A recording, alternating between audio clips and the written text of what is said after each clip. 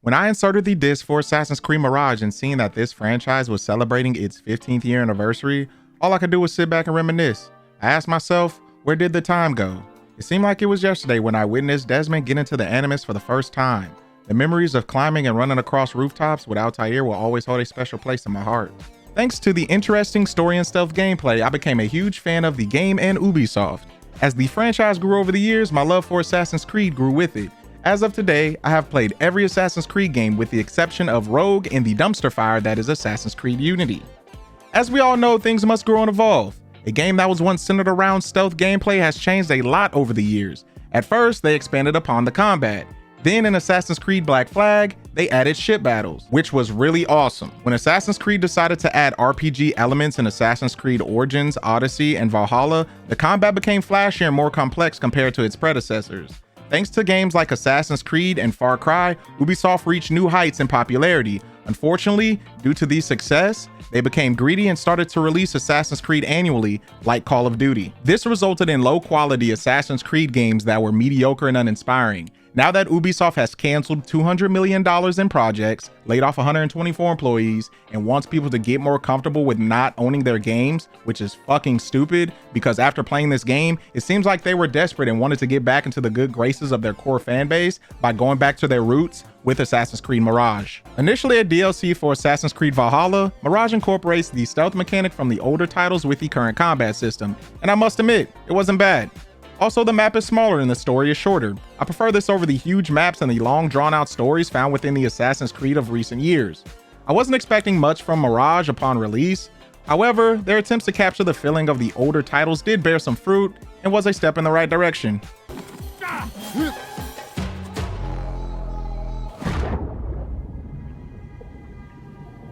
Assassin's Creed Mirage takes place a decade before the events of Assassin's Creed Valhalla. Mirage is set in Baghdad during the Islamic Golden Age. The story explores the past of Basim and how he went from a petty street thief to a full-fledged assassin. Due to the story being short, events within the game play out rather quickly, especially in the beginning. In a blink of an eye, you'll go from pickpocketing to performing leaps of faith off of 20-story buildings.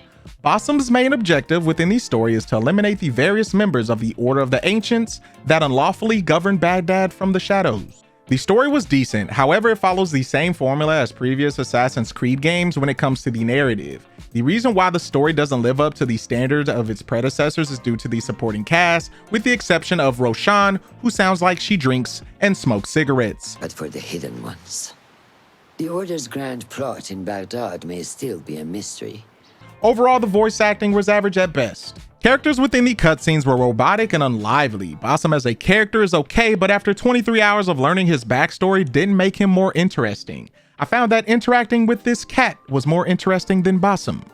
The most compelling part about Assassin's Creed Mirage was the city of Baghdad and its surrounding areas. The city looks amazing, the architecture is beautiful, each district you visit is unique and lively due to all the people. They can be seen roaming the streets or conducting business. When you venture outside the city, you'll be met with a stunning desert with golden sand, huge sand dunes, and beautiful oases.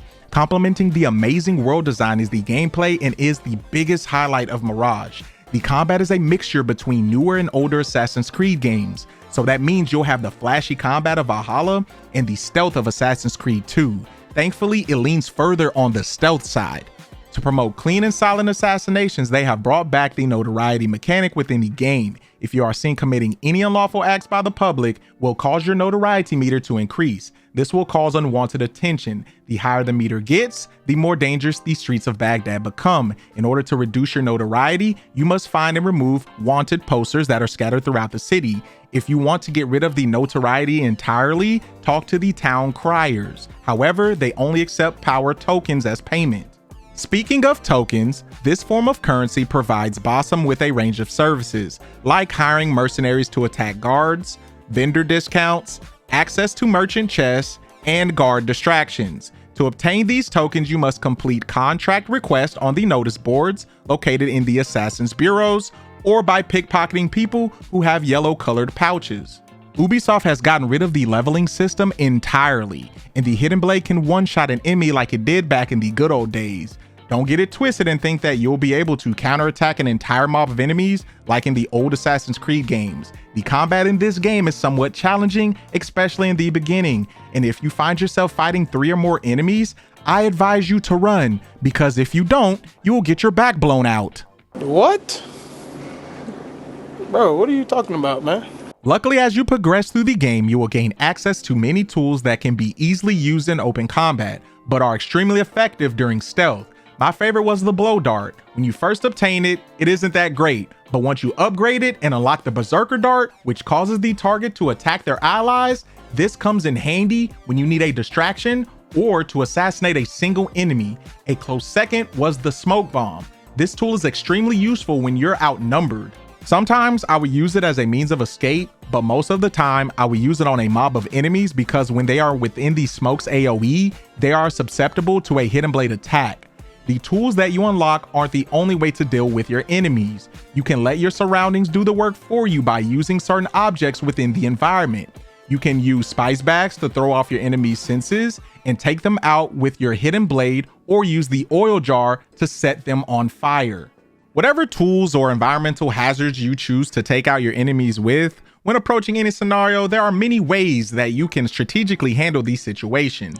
Basim also has a special ability called Assassin's Focus. This allows him to mark a number of targets and kill them all by teleporting to each target like Nightcrawler. During my playthrough, I experienced a lot of bugs that were just downright funny. NPCs couldn't identify objects that were right in front of them and would get stuck. There were times I could use the hidden blade on enemies that seen me. What? What? What? And I don't even know what the hell was going on right here. I'm sorry, but this is just some silly ass shit. Ubisoft really needs to do better. It doesn't help that the AI in this game was dumber than Forrest Gump. Some would stand there and let me attack him. It's crazy how he's gonna sit there and let me attack him. Oh shit! Oh shit! What the hell? And there was this one incident where one of the guards could see the future, which baffled me.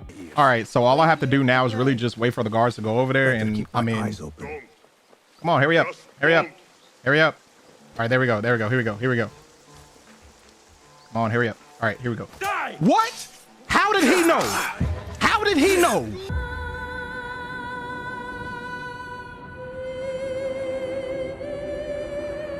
Even though Mirage could be a buggy mess at times, I'm glad that Ubisoft decided to return to its stealthy roots that defined the series. I like how they scaled everything down regarding the story, map size, and gear selection. It was refreshing that I didn't have to sink 125 hours into this game like I did with Valhalla.